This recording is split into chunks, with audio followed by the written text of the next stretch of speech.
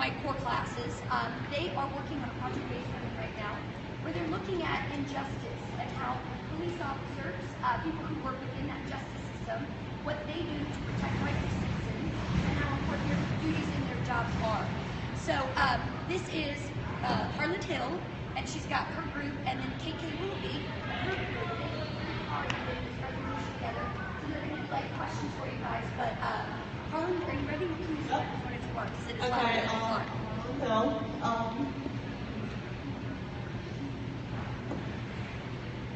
Today on this stage stands many officers that have gone on occasion risk their own life just to make sure that we as citizens are safe. This assembly is going to help explain what these amazing people have done to protect the rights of citizens. Before we start, maybe please take a moment of silence for the officers we have lost throughout the years.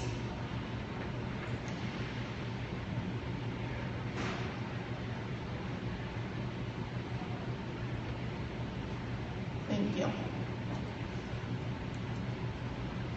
When I call your name, you can stand up.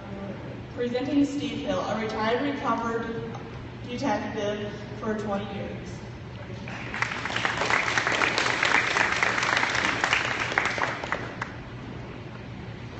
Roger Mounds, deputy with Butte County Sheriff's Department, 23 years of law enforcement service.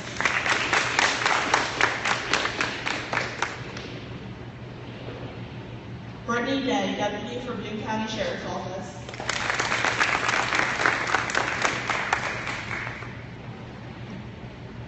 Vic Lavender, detective with Butte County Sheriff's Department, Kentucky State Sheriff. Eric Heck has been working with Kentucky State Patrol since 2011.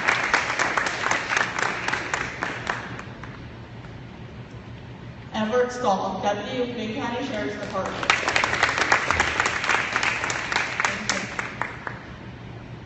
Alright, so project-based learning. We're seeking to solve the problem of injustice in our court system by examining the problem. Does our court system always provide justice for all? As a class, we discovered 3 possible solutions. 1 is knowing our rights if we are accused of a crime. Amendments 4 through 8 in the Constitution. 2 is examining groups like Ohio Innocence Project who help people that have been put in jail for a crime they didn't commit. And 3 is why we're here today, to know the responsibility of police, judges, and lawyers to protect the rights of citizens. So our main question for you all is, what do officers do to protect the rights of citizens?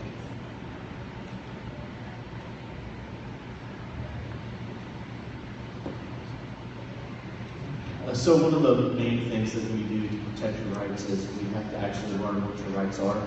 And so to start with, you guys have rights that are given to you under the Constitution and each amendment of the Constitution.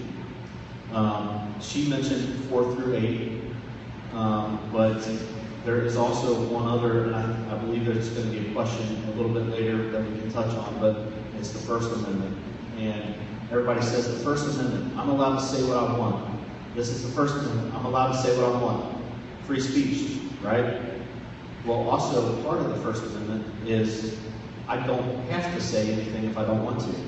Okay, so I believe one of the questions that's coming up is going to be, how do we use the First Amendment to protect your rights? So every bit of training that we've all had as police officers is to learn what your rights are. And it's very important for us to know those rights, because if we violate those, we can actually end up in jail ourselves. We can go to federal court and be sued, and then we could lose a lot of money. So we have to know those rights. So what we do is we understand your rights, and we protect those rights on a daily basis, even if it means that we're not going to clear and make an arrest, if it means we're not going to get your property back. Does that make sense? Okay, all right, I got to see some shaking heads still.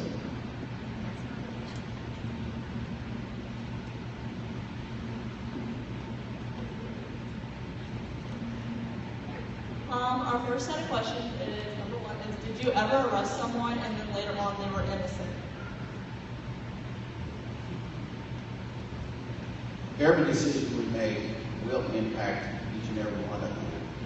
So an officer has to make a conscientious decision. Whether if it's going to be an arrest or charge, it's going to affect you one way or the other.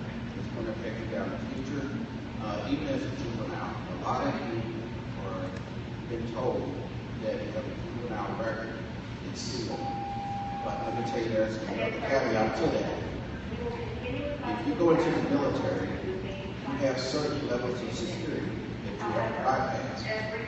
Let's say, for instance, can y'all remember? Just say, for instance, if you're charged with a grievous crime like a sex crime against someone else, in the military, there's men and women now. They're not going to, when I say they, the FBI, federal government, they're going to look at your juvenile record. It's going to be unsealed. If you have those issues, underlying issues in the past, they're not going to put you in the military working in a field where you won't have to go legal. The military is now highly technological. You're going to be put in positions that you're going to work with each other. So, what you do this day forward, you have to think real hard how it's going to impact you. If you want to do something, you got to think long term, what's the impact? My dad used to always tell me, you want to be the boss, you got to be the boss. It's just plain and simple.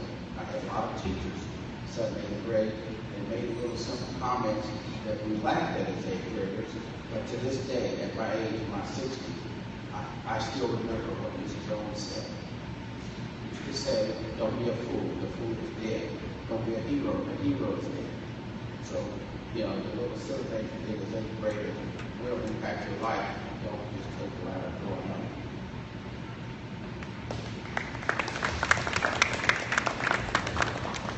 You kind of answered the question too. We'll go to 3. Are there any laws citizens break more than others?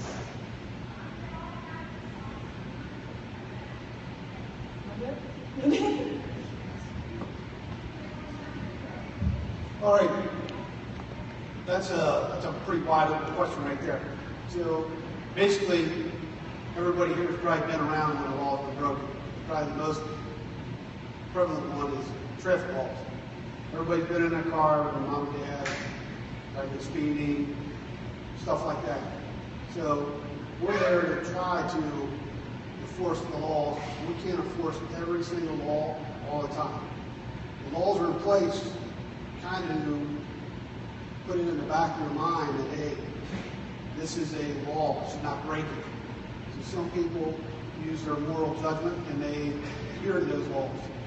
And that's basically what a law is. It's kind of it's more of a moral thing than anything else. So to answer it very easily, the traffic laws are constantly broken. We can't enforce them all. If we did, we'd have no time to do anything else. But it's always there to use, and it's there to help you make a judgment as you move forward. As all laws are. Everybody knows murder is, against the law. A lot of people use it as it's a moral decision not to break that law. That's the simplest answer I can come up with.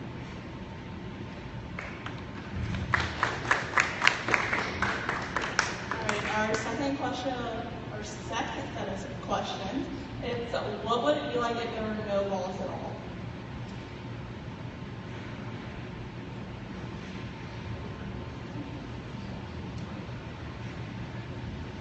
Okay, so what would it be like if there were no laws? Do any of you guys watch The Walking Dead? Yes? Okay, think about this. There would be absolutely complete chaos. There would be people killing other people for food. There would be people killing people for property. There would be absolutely, you would want to just stay in your house all day long because these laws are designed to protect the innocent from the bad. Does that make sense? So basically, if there were no laws, people would just go around doing whatever they want. If I want your shoes, I just come up and take them. And if you don't want to give them to me, I just beat you up and take them. Right? But now that that's against the law, then that prevents me from doing that. And so what Deputy Nelms was talking about, a moral compass, laws are basically that moral compass inside somebody's brain that says, I can't steal your shoes because they're yours. Okay? And that's against the law. Now, the majority of us, probably all of us in here, would not do that anyway. Right? That's the kind of people we are, or just probably wouldn't do it. But there are a lot of people out there that still say, that's against the law, but I'm going to give it a shot. Okay? They break into houses, they steal out of cars, they commit murders, they commit rapes. Okay? These are people who have decided that even though I know it's against the law, and morally it's wrong, I'm still going to give it a shot. But there is recourse, and the recourse is the law. And that's where all of us come into play. We are the people that bring that recourse into effect. Does that make sense? It'd be complete chaos. It would just be a very violent situation. Okay? All right? Does that answer that? Number 2 is, which amendment to the Miranda right to protect? Okay, so, Deputy Stahl already kind of touched upon this. But as far as Miranda rights, what amendment would be number 1? You have the right to remain silent, anything you do or say, will be used against you in court. And like he said, you have the right to remain silent, or you can, say what you want. You can talk freely about your religion. Anything you may have done in the past, you can say that, but this amendment, the First Amendment also gives you the right to remain silent. You do not have to talk to an officer. If they arrest you, you get charged with something, they ask you questions, you do not have to talk to them. You can wait till you get a lawyer, talk over with them. So that First Amendment, you can say whatever you want, or keep your mouth shut. It's your choice. It gives you that option. What's the number 1 rule that protects our rights?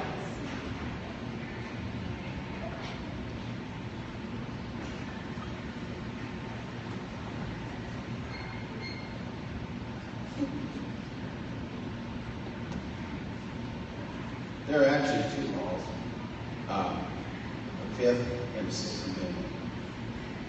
The 5th Amendment, see, I'm speaking to age demographics.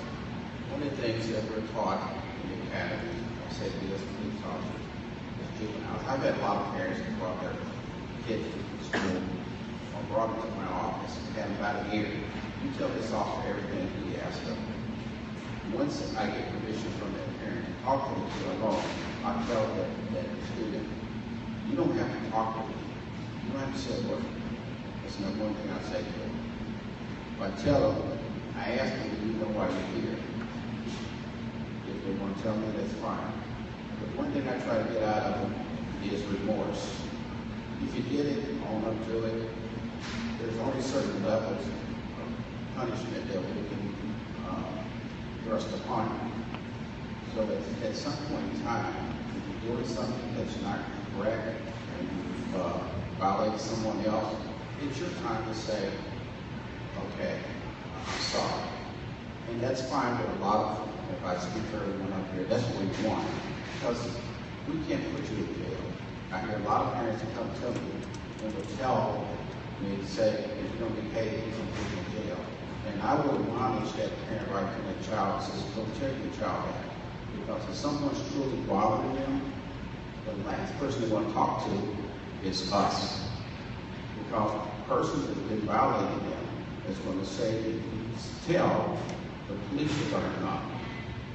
And when something comes up out of that, the first person they see is that uniform. And in the child's mind, he's right, we're going to jail.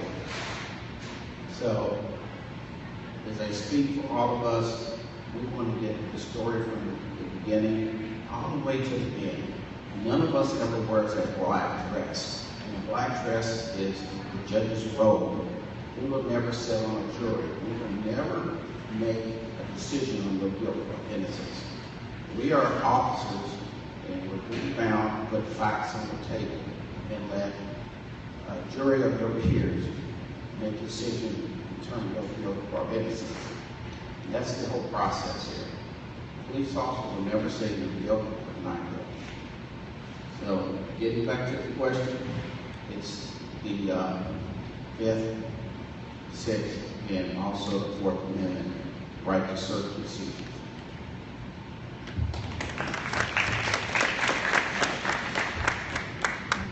So our third and final set is, what is the hardest case you have ever been through?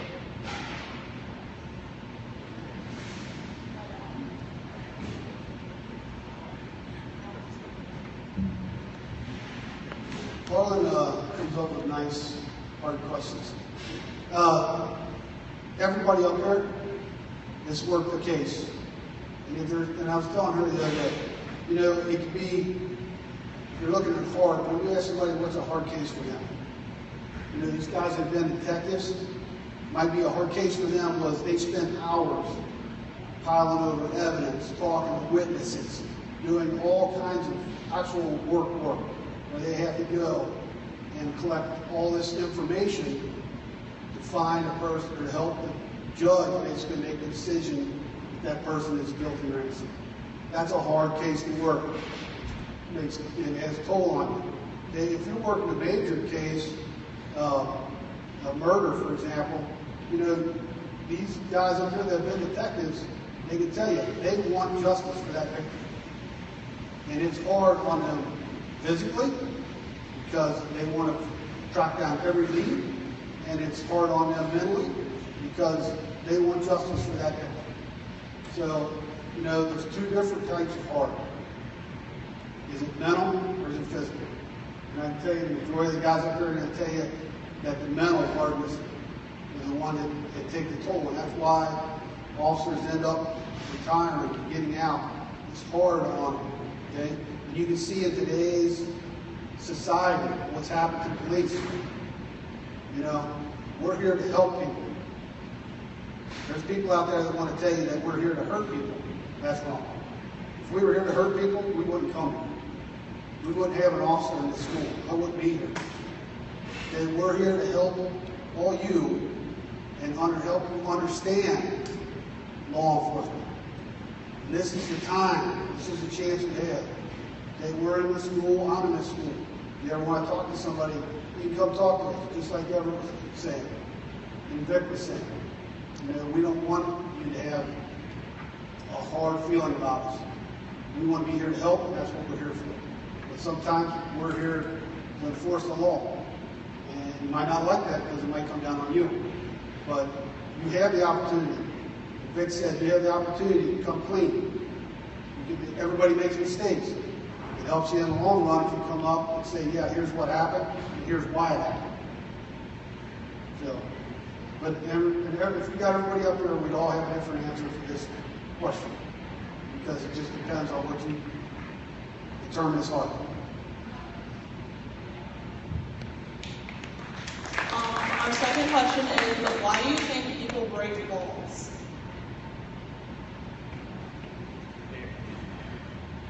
Come on.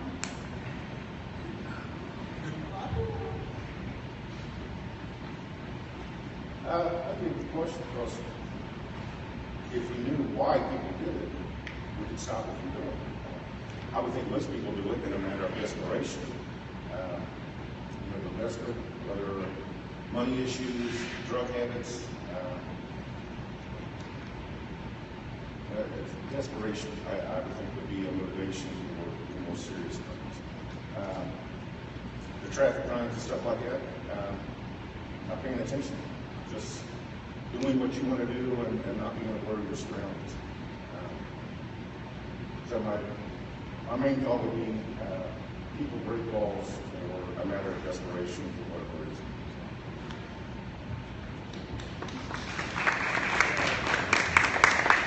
Number 3 is, what happened to someone someone's rights when they are proven guilty? Do they lose their rights? I deal with a lot of convicted felons as a probation parole officer, and they're already proven guilty when they come to me. They lose a lot of rights. They lose the right to vote, the right to hold public office if they're ever going to run for public office. They're not allowed to possess a firearm or even ammunition to a firearm when they lose their rights. When they're on probation, they give them more rights. They give the rights to a search and seizure. We are allowed to come onto their property and search their house and see if they have anything that's illegal that they're not allowed to have while they're on probation, or possibly if there's ongoing investigation. If they had stole something, search that property to see if there's just lost TV, stolen TV, stolen vehicle. They give up the right also, we can drug test them at any time to make sure they're not continuing to break laws and use controlled substances.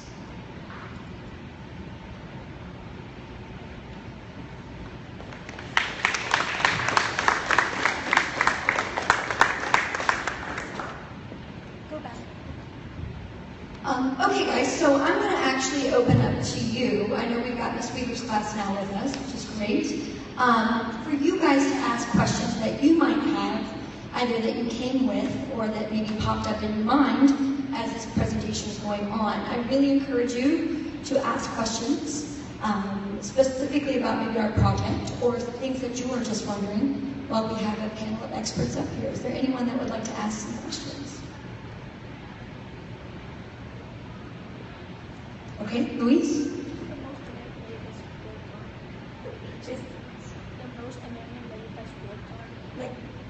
So, the amendments, the Bill of Rights, yes. Is there a particular amendment that you see the most that you guys have to deal with? Is that a correct assessment of your question?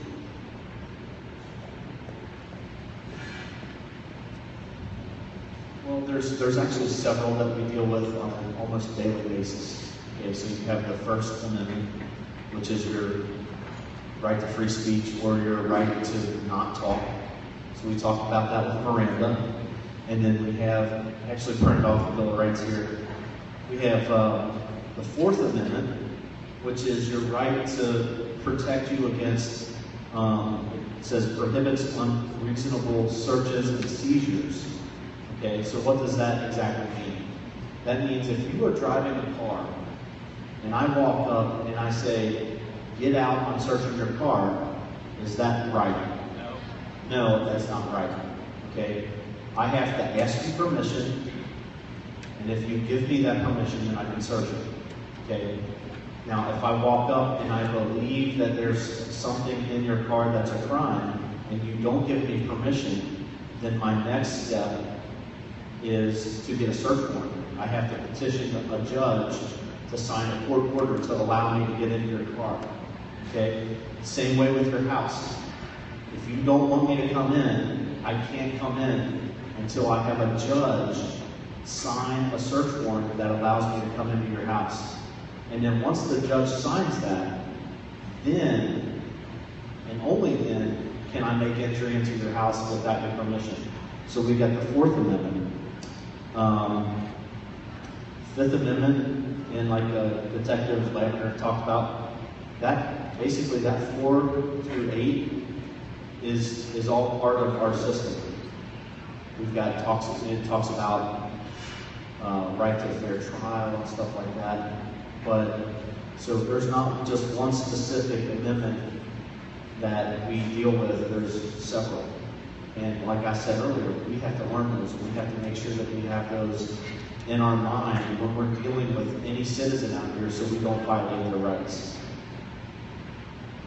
I think we have a question over here too. I think Detective Wagner's got a condition. Okay, let me answer that real quickly. I know we're on time constraints. We talk about the Fifth Amendment. That's the right to remain silent. This month is the 50th year of that Supreme Court ruling on Miranda rights. That started a case in 1963 in Phoenix, Arizona. His name is Ernesto Miranda. He was charged with kidnapping, rape, and robbery. Police officers took him and interviewed him for 2 solid hours, did not mention his rights, telling him he was free to go. And at that 2 hours, he brought Ernesto's confession. In the first trial, he was convicted on his confession. It was appealed, the state court appealed it up to the Arizona Supreme Court, which upheld it. So it was appealed again to the U.S. Court. The U.S. Supreme Court agreed in '65 to hear that case, which took place and was ruled upon with Justice Earl Warren in 1966 of this month. So that's 50 years ago that case come out. And Ernesto, believe it or not, first got in trouble with the law as an 8th grader. That was his first brush with law, so that put you all in that wheelhouse. So if you think about it, don't try to make your name, okay, that's my claim to fame. I'm gonna be a Miranda. So take another road, Jeff, lazy.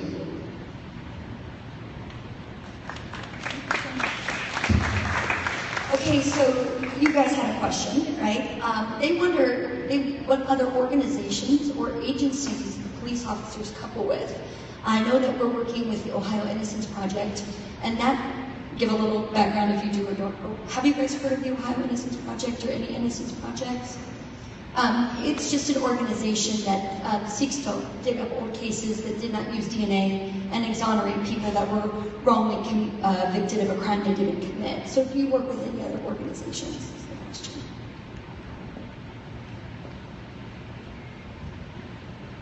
I worked a case in which there was a claim that the Innocence Project was going to pick it up. They just said they review it, but the Innocence Project, I think, first came to light when DNA really became readily available to the public, and there was a lot of rape convictions that went solely on either witness statements or stuff like that, and there was DNA collected, but it was never processed because the process was too cumbersome. Well, as technology has progressed, it's not, when you guys ever watch CSI? CSI is like, like a crime show, everybody's got computers, and they can get DNA, they can figure out DNA in like 5 minutes and stuff like that. And that's not really true, okay? But as technology has increased, the speed at which DNA is collected or is analyzed is a lot better. So what Innocence Project has done is they have taken these old cases and let me kind of take a little sidestep here. When we work, for years I worked personal crimes and sex crimes and stuff like that with Detective Ladford. And so anytime we had any DNA collected, we actually have to keep that forever.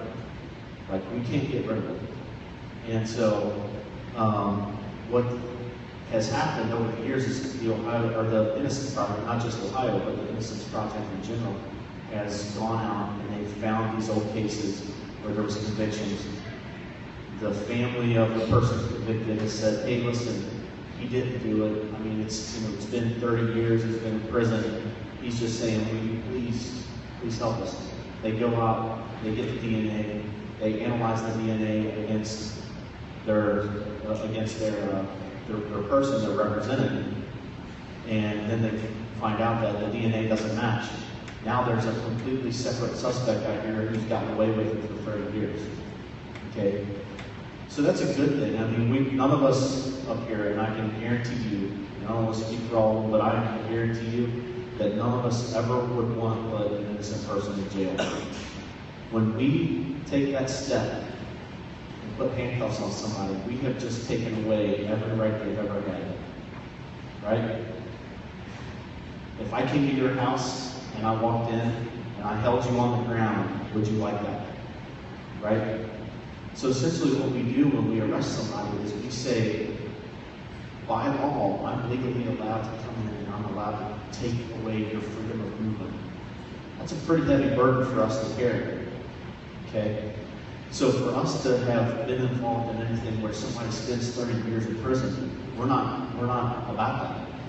Okay? We want the Innocence Project to review cases. But on our side of things as well, we try to be as careful as possible when it comes to these cases. And we want to make sure that we are 100% convinced by whether it be DNA or witness statements that our suspect is the person who has committed this crime. You asked about other agencies we work with.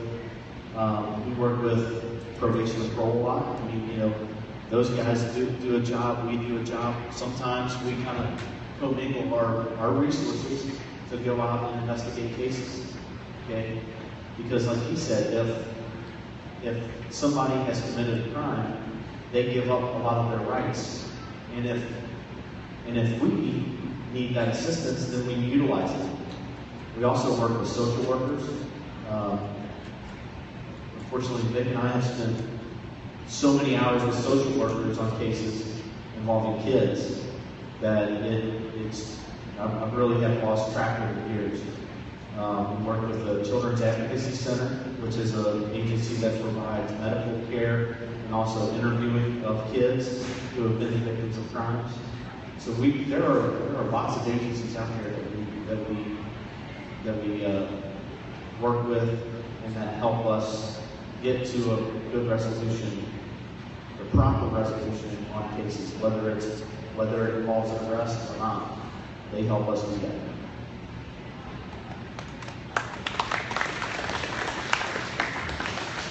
We've got time for maybe one or two more questions. Yes. Question? Yeah.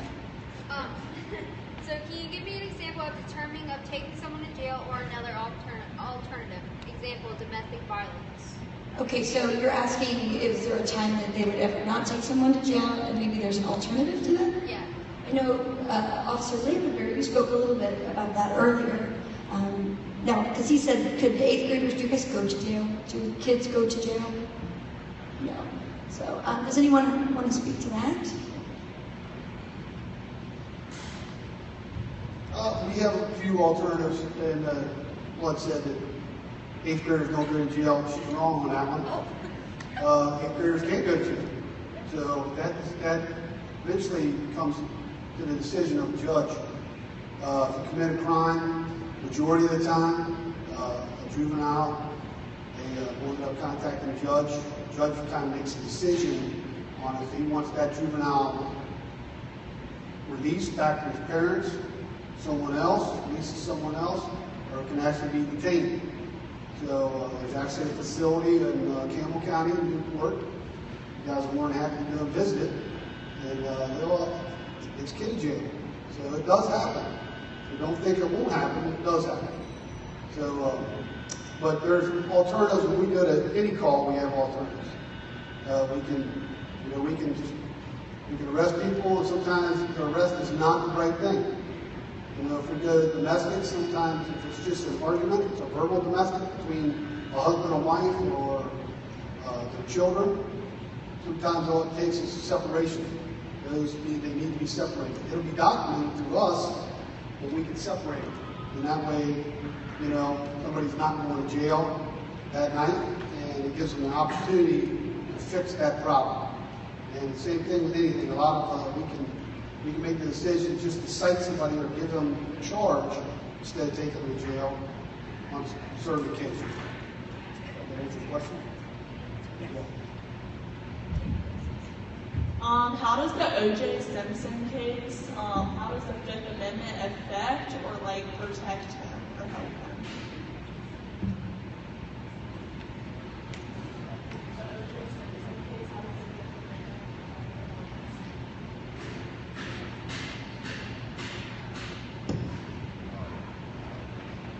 The O.J. Simpson case, I don't think any of you were born at the time. How many of you know O.J. Simpson? Oh, you know who he is? Okay, that's good perspective. How many of you know who O.J. Simpson is? Okay, the O.J. Simpson, it brought out introduced DNA, which really elevated the game in law enforcement. That's when DNA first came about, the Ohio Innocence Project. It gave them some leverage. Also, Kentucky has the Innocence Project, but you do not hear about it in this area because all the news media are based where? In Ohio. We turn our TV on the local station, we get all the Ohio news. But when you're in Louisville, Lexington, you'll get more of the Kentucky news, what's going on down around Paducah, Kentucky, down near the Tennessee border, Illinois border, eastern Kentucky. You'll get a lot of that news out of Lexington. But Kentucky does have an innocent project. The DNA evidence has really helped elevate the law enforcement game as well. It made law enforcement get on your game so you can definitively say on behalf of the victim, yes, she did it. So when you talk about cases where a law enforcement officer work was hard, we understand that it's not our case, it's your case. You're the victim. When all this is said and done, you have to go on and live your life, but nobody's ever going to take that horror that you went through away from you. You're going to live the rest of your life. And the guilty person, there's going to be consequences.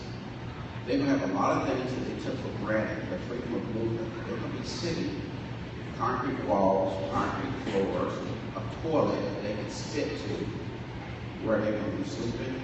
And some of those rooms in the initial can be occupied by as many as 10 people. Just sit in this whole table here. You're all one gender. You're going to be the most private place you go to the bathroom. You're going to watch everybody else go in there. You're talking about being self-esteem, degradation. That's what you're going to lose when you choose to take that path. I went to school in 8th grade. One thing I can say, I was your age once as an adult. You haven't come to that point. However, I've had some bad characters that no longer walk this earth with us. My classmate, one was a serial killer. We knew he was strange as an 8th grader. Another one, we have teachers that we really go to the moon and back for. We couldn't understand why he was always violent in class with that teacher. Well, as I got older, I realized he couldn't read. Whenever the teacher called on him to do something, he did a lot of crazy stuff. Turned his books over, turned his chair over, and the teacher got frustrated, go out in the hall and said, that's where he wanted to be, because he did not want to show the class that he had trouble reading.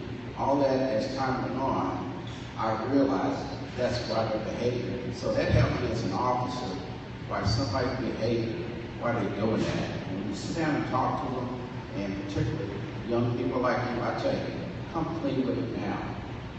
You're going to continue that course of conduct as an adult. Once you reach 18, we say checkmate. I don't have to talk to your mom and daddies anymore. We call that checkmate. Once you reach 18, you got together with this stuff younger, we know your 18th birthday. And we come to you smiling, checkmate, game on.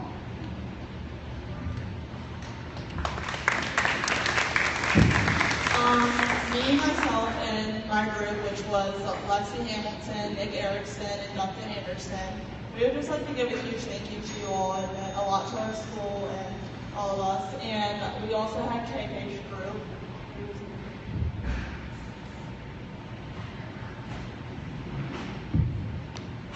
We had Cynthia, Toddy, Ying Ying, Yumiko, and Logan, and Jackson, but he's not here in our group to help. Alright, so we'd just like to give a huge thank you. So if 8th graders, you can stand up and clap your hands.